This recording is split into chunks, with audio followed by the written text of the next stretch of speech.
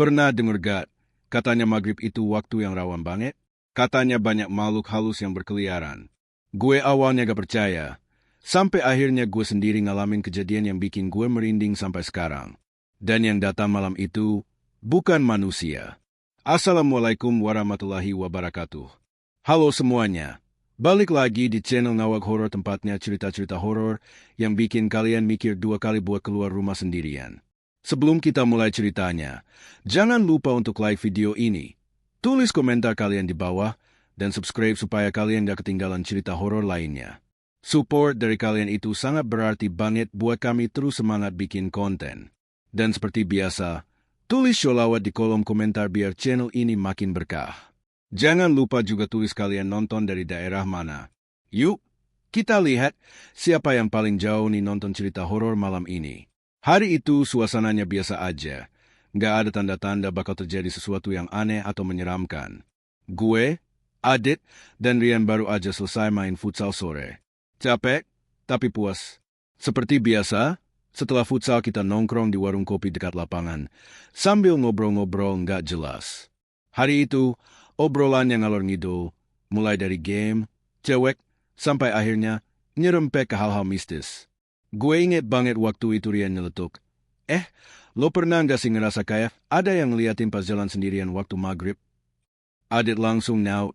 Wah, itu sih sugesti doang. Gue sering kok keluar maghrib-maghrib, biasa aja. Gue cuma senyum. Tapi jujur, waktu kecil dulu, gue sering banget dilarang keluar rumah pas maghrib. Nyokap selalu bilang, jangan keluar ya. Nah, itu waktunya setan gentayangan.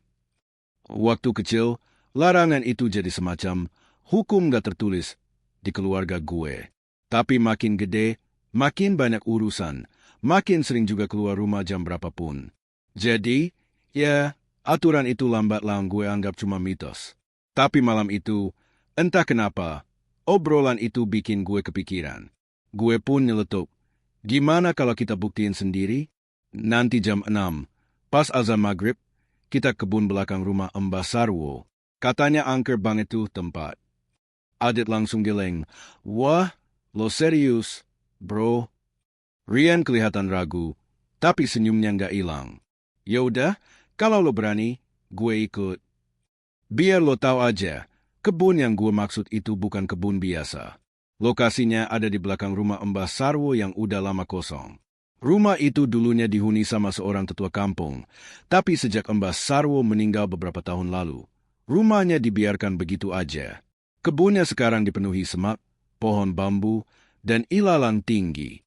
Kadang-kadang warga lewat sana kalau mau motong jalan. Tapi kebanyakan lebih milih muter jauh daripada harus lewat situ, apalagi pas matahari udah mulai tenggelam. Gue pernah dengar cerita kalau dulu ada anak kecil yang hilang di sana waktu main layangan. Ditemuinya 3 hari kemudian, jalan kaki sendiri ke rumah dalam keadaan linglung. Nggak bisa ngomong. Setelah dibawa ke ustaz, baru si anak bilang kalau diajak main sama orang tinggi besar yang tinggal di balik pohon bambu. Tapi karena cerita itu udah lama banget, ya udah jadi kayak cerita rakyat aja.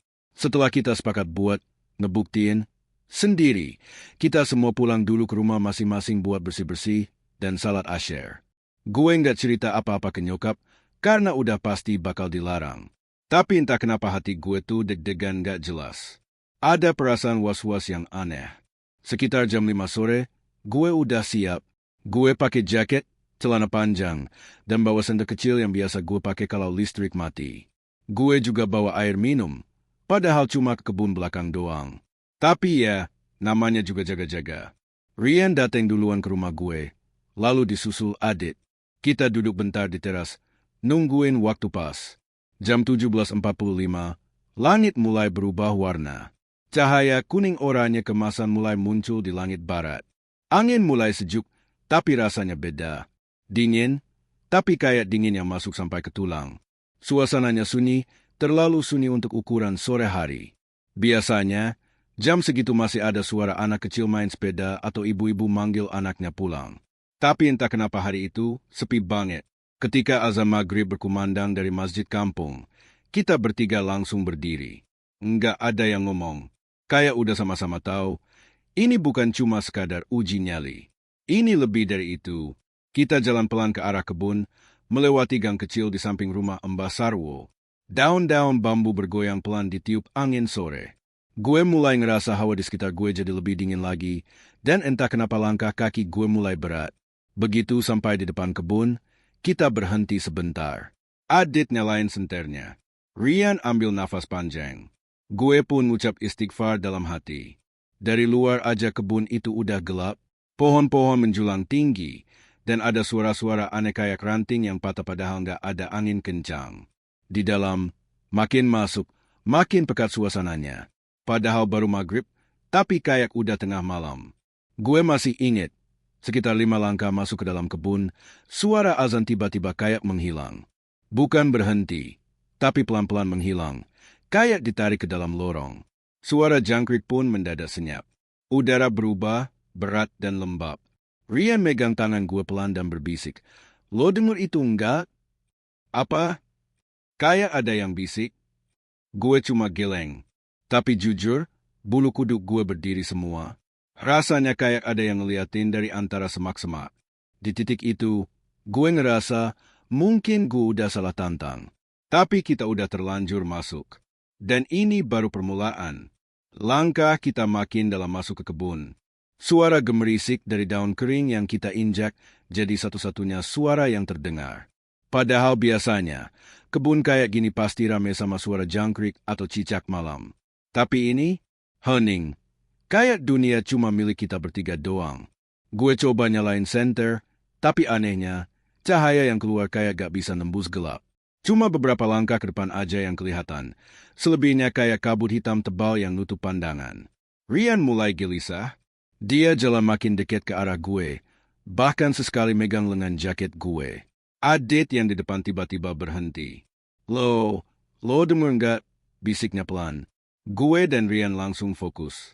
Tapi yang gue denger cuma suara napas kita bertiga. Nggak? Jawab gue. Adit celingukan, mukanya mulai pucat. Kayak ada yang manggil pelan. Suaranya cewek, tapi pelan banget. Rian langsung noleh ke gue, dan sekarang gue bisa lihat jelas di matanya, rasa takut.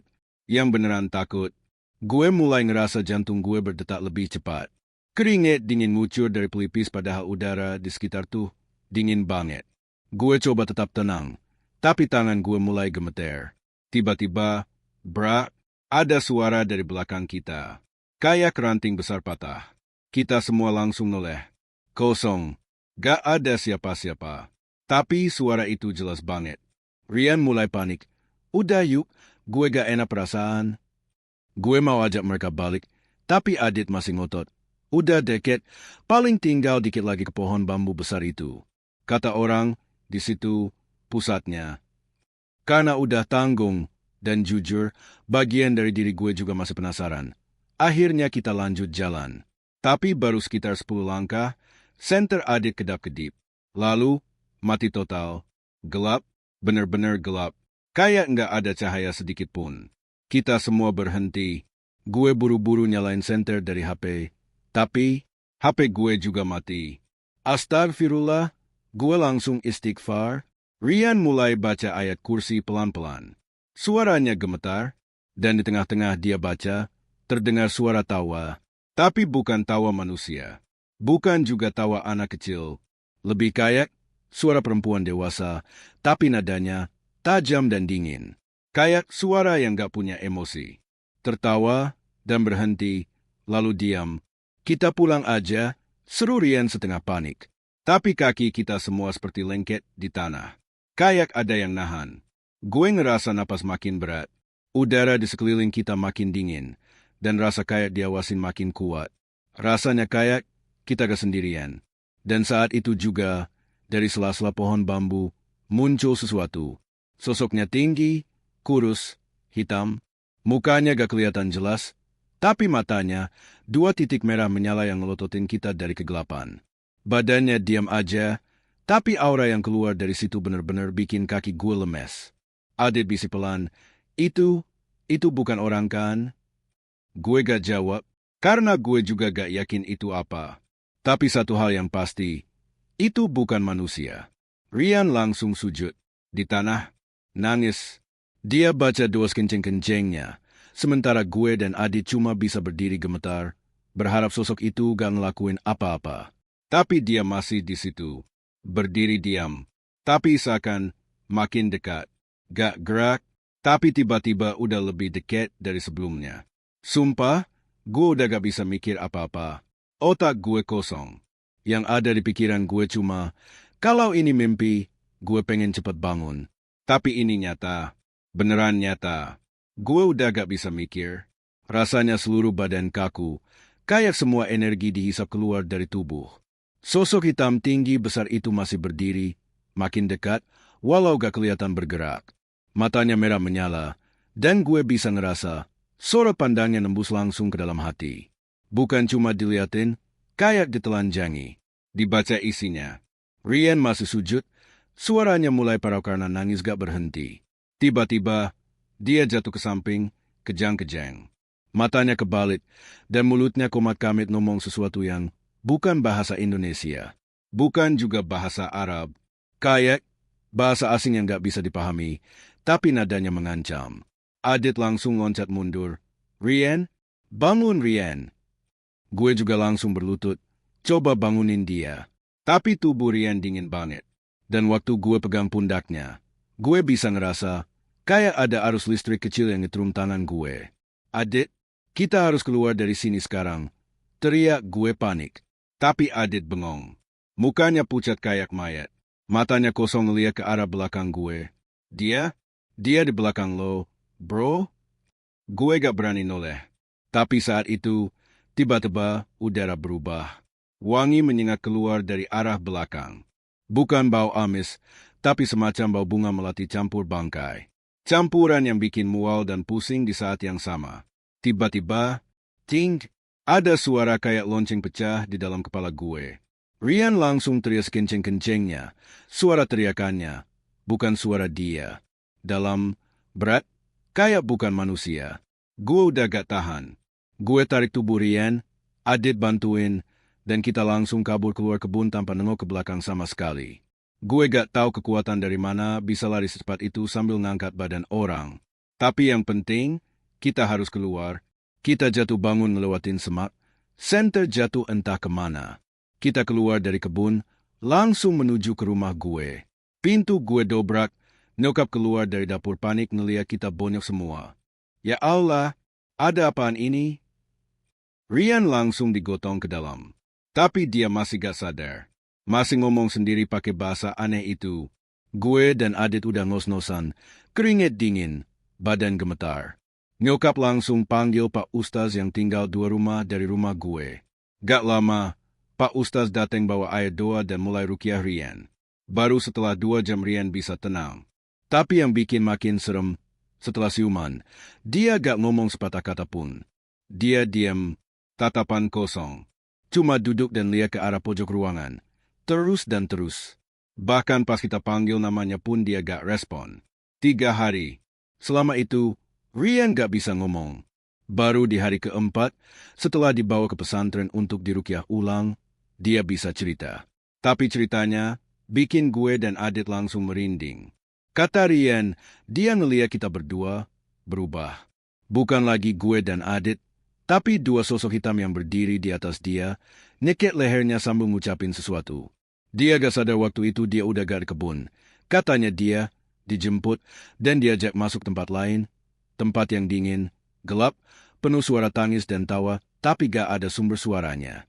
Dan sosok yang dia lihat di sana sama persis kayak yang kita lihat malam itu. Sejak kejadian itu, kita bertiga berubah. Gak ada yang berani keluar rumah waktu maghrib. Bahkan sekedar ngintip keluar jendela aja rasanya takut. Rian akhirnya pindah ikut pamannya ke kota lain.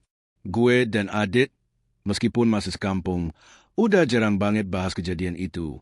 Bukan karena lupa, tapi karena takut kalau mengingatnya lagi bakal mengundang sesuatu yang gak kelihatan.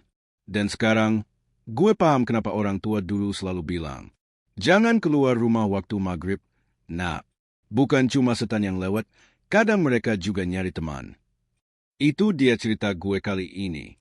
Semoga bisa jadi pelajaran juga buat kalian semua. Jangan pernah remehin larangan orang tua, apalagi soal waktu maghrib. Kalau kalian punya cerita horor juga, tulis di komentar ya.